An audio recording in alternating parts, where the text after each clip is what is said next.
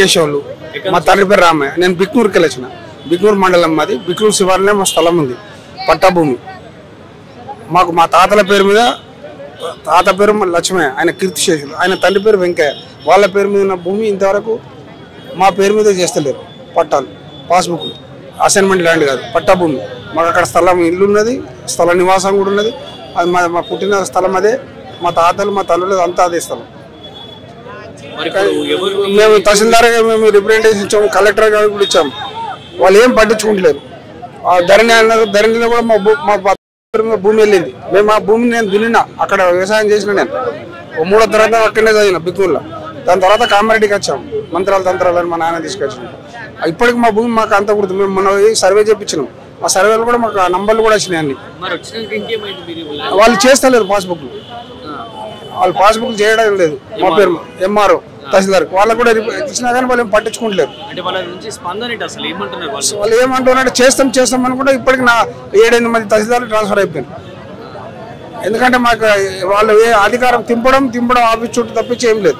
దీనికి కారణం ఏంటి? 7-8 మంది తహసీల్దార్లు కూడా చేస్తలేరంటే దానికి ఏంటి కారణం? కారణం అంటే రెవెన్యూ వ్యవస్థలో ఏమైందంటే సార్, ఏంటంటే పొద్దు నుంచి సాయంత్రం దాకా కూర్చోవడం, వాళ్ళ పనులు చేసుకోవడం.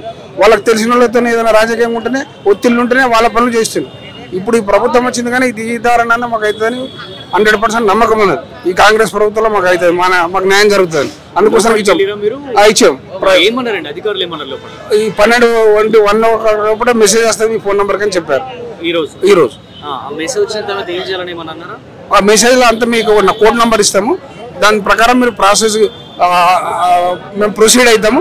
మీరు అక్కడ మీకు మెసేజ్ కూడా ఇస్తాము, ఎప్పుడు వెళ్ళాలి, ఏం చేయాలనేది అంత ఒక పద్ధతితో జరుగుతుందని చెప్పారు. అదే నమ్మకం, మాకు విశ్వాసం ఉంది. నాకు మేము లోపల మినిస్టర్ అయితే లేరు, అఫీషియల్ లెవెల్లో కూర్చున్నారు. ఆయన చెప్పిండు, ఆయనే తీసుకున్నాడు. అందరికి ఆయన ఒక లైన్లు 10-12 లైన్లు, అందులో నాదొక లైన్.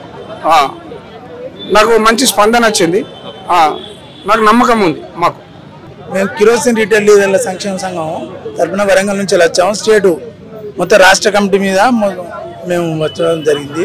మేము రాష్ట్ర కమిటీలో మొత్తం 1600 చిల్లర మేము కిరోసిన్ డీలర్లో ఉన్నాం. గత ప్రభుత్వంలో మొత్తం కిరోసిన్ మొత్తం తీసేసిండ్రు, మాకు ఏం ఆధారం లేకుండా చేసిండ్రు. మేము దాదాపు 40 సంవత్సరాల బట్టి దీని మీద ఆధారపడి బతుకుతాను. గత ప్రభుత్వంలో మమ్మల్ని ఆదుకోమని చెప్పి, మాకు సాయం చేయాలని చెప్పి ఎన్నిసార్లు కోరినా కానీ వాళ్ళు ఎవరిని కలవనీయలేదు. సీఎం గారిని కలవనీయలేదు, మంత్రులను కలవనీయలేదు, ఎవరిని కలవనీయలేదు. ఎవరైనా అధికారులను ఇట్లా కలిస్తే వాళ్ళు ఏమన్నారంటే సీఎం గారికి కలితేనే మీ సమస్య పరిష్కారం అవుతుంది అని చెప్పారు. మరి ఇప్పుడు ప్రజావానికి దగ్గరకు వచ్చినాం. మరి మేము లెటర్ ఇవ్వడం జరిగింది రాష్ట్ర కమిటీ తరఫున. ప్రభుత్వం మమ్మల్ని ఆదుకోవాలని కోరుతాను. వాళ్ళ ఒక అధికారి కలిసి లెటర్ ఇట్లా తీసుకున్నాడు. ఆ సమస్య ఏంటంటే అన్ని వివరాలు చెప్పడం జరిగింది. మీది సివిల్ సప్లై సెక్షన్ కాబట్టి ఆ సెక్షన్ వాళ్ళకి పంపిస్తాం, మీకు మెసేజ్ వస్తుంది అని చెప్పాను. ఇప్పుడు ఇంతకు ముందు మినిస్టర్ గారు ఉండి వింటున్నారు అని చెప్పేసి అన్నారు, నిజమైన లోపల మినిస్టర్ గారు ఎవరు ఉన్నారు? మరి ఇప్పుడైతే ఎవరు లేరు అక్కడ. ఇప్పుడు అధికారులే ఉన్నారు కానీ మినిస్టర్ గారు అయితే లేరు. మేము గతంలో మినిస్టర్ వాళ్ళకి కూడా కలిసాము, ఏ మినిస్టర్ కూడా మమ్మల్ని పట్టించుకోలేదు. సీఎం గారి దృష్టికి పోతేనే మీ సమస్య పరిష్కారం అవుతుంది అని చెప్పారు. మరి ఇప్పుడు రేవంత్ రెడ్డి గారికి లెటర్ ఇవ్వడం జరిగింది. మళ్ళీ తర్వాత రమ్మని ఎప్పుడైనా చెప్పారు? మీకు మెసేజ్ పంపిస్తామని చెప్పారు.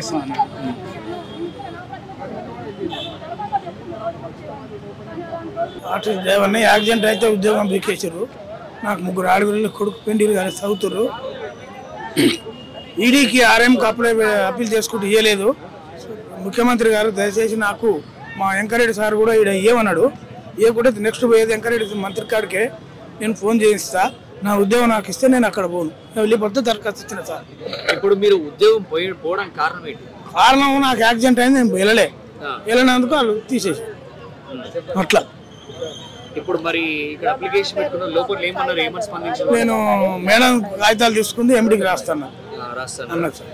అంటే మీకు అంటే వాళ్ళు స్పందించడం ఎట్లా ఉంది తీసుకోవడం గురించి? మేడంకి అయితే ఇచ్చినాం, ఇష్టం మరి.